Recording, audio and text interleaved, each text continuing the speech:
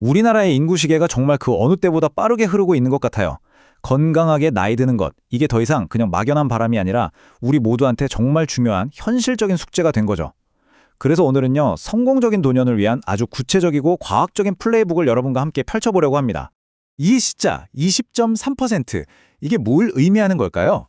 통계청에 따르면요, 바로 내년 2025년이 되면 우리나라 65세 이상 인구가 전체의 20%를 넘어서게 된대요.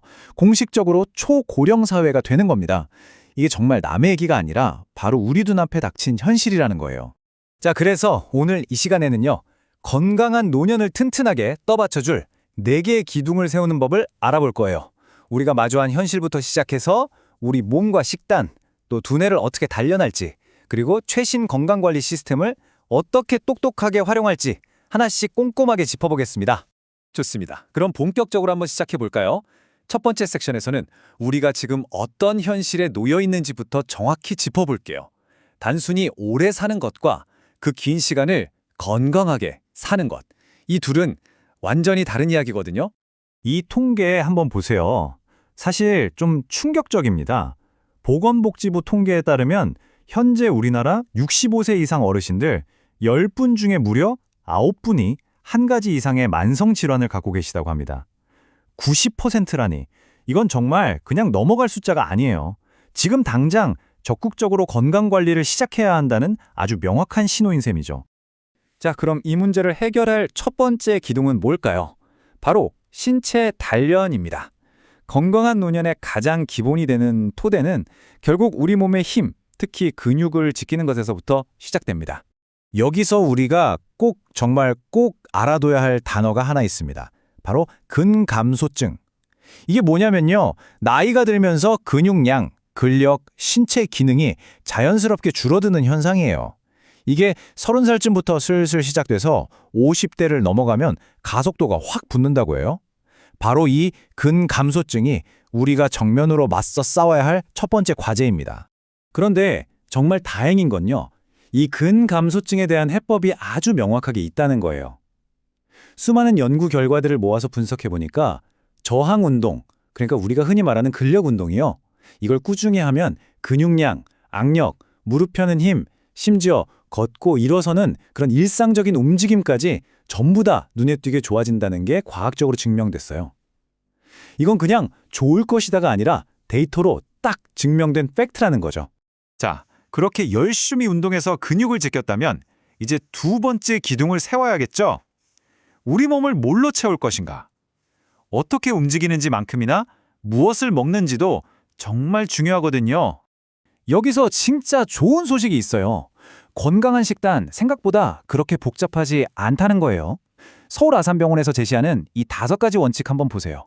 매일 다양한 자연식품 먹기, 좋은 단백질 챙겨 먹기, 알록달록한 과일 채소 먹기, 칼슘 철분 신경 쓰기, 그리고 물 충분히 마시고 과식하지 않기. 어때요? 정말 간단하고 실천 가능하죠?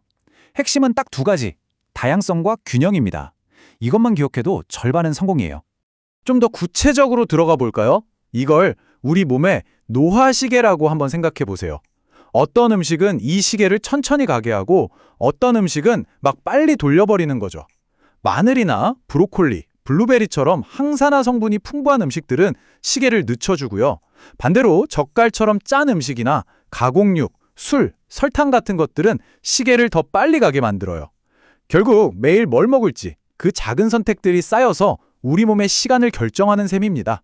자, 3번째 기둥입니다. 몸 건강만큼이나 중요한데 우리가 진짜 자주 놓치는 게 있어요. 바로 뇌 건강, 즉 인지 건강입니다. 우리 뇌도 몸처럼 꾸준한 관리가 필요하거든요.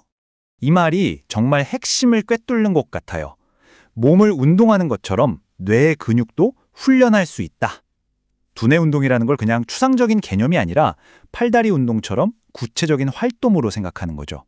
뇌도 쓰면 쓸수록 더 날카로워집니다. 뭐 대단한 게 필요한 게 아니에요. 진짜로요. 중앙치매센터에서 개발한 프로그램을 보니까 우리가 매일 보는 신문 한 부만으로도 기억력, 판단력, 집중력을 키울 수 있는 아주 훌륭한 도구가 되더라고요. 예를 들어 볼까요? 오늘 아침 신문 헤드라인 뭐였지? 저녁 먹고 한번 떠올려 보는 거예요. 어때요? 이것만으로도 훌륭한 두뇌 운동이 된다니까요.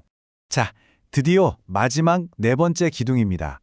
지금까지는 개인적인 노력이었다면 이제는 우리가 활용할 수 있는 현대 의료 시스템과 기술에 대한 이야기입니다. 이제 건강관리의 패러다임이 완전히 바뀌고 있어요. 핵심 키워드는 바로 개인 맞춤형이에요.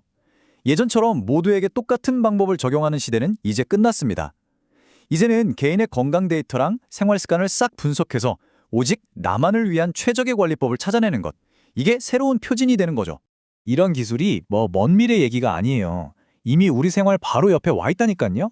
내 손목에 찬 시계가 하루 종일 내 심장을 지켜보고 있고 AI 스피커한테 오늘 혈압 120에 80이야 라고 말만 하면 알아서 기록해주고 이런 편리한 도구들을 내 개인 건강 비서처럼 잘 활용하는 것. 이게 바로 스마트한 건강관리의 시작이죠.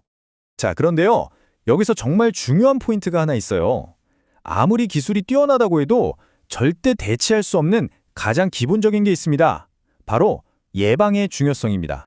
정말 다행히도 우리한테는 국가가 제공하는 아주 강력한 기본적인 보호막이 있잖아요.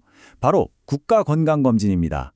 이게 왜 중요하냐면 아무 증상이 없을 때 병의 싹을 미리 찾아낼 수 있는 거의 유일하고 가장 효과적인 방법이기 때문이에요. 특히 암 같은 중증 질환은 조기에 발견하느냐 못하느냐가 결과를 완전히 바꿔놓을 수 있습니다. 자, 그럼 오늘 우리가 이야기한 이 네 가지 기둥들을 한번 쫙 보기 쉽게 하나의 툴킷으로 정리해 볼게요. 핵심만 딱딱 짚어서 다시 한번 정리해 볼까요? 첫째, 근력 운동으로 근육을 꽉 지켜주고요. 둘째, 좋은 음식으로 우리 몸을 잘 채워주고요. 셋째, 신문 읽기 같은 걸로 계속 뇌를 자극해주고요. 넷째, 스마트 기술이랑 국가 건강검진을 내 편으로 만드는 겁니다. 이 네 개의 기둥이 함께 딱 버텨줄 때 비로소 무너지지 않는 건강한 노년을 만들 수 있는 거죠. 결국 생각해보면 건강하게 나이 든다는 건 단순히 오래 사는 게 아니잖아요. 그 주어진 시간 하루하루를 얼마나 생생하게 활기차게 채워나가느냐의 문제인 거죠. 자, 오늘부터 여러분은 어떤 기둥부터 먼저 세워보시겠어요?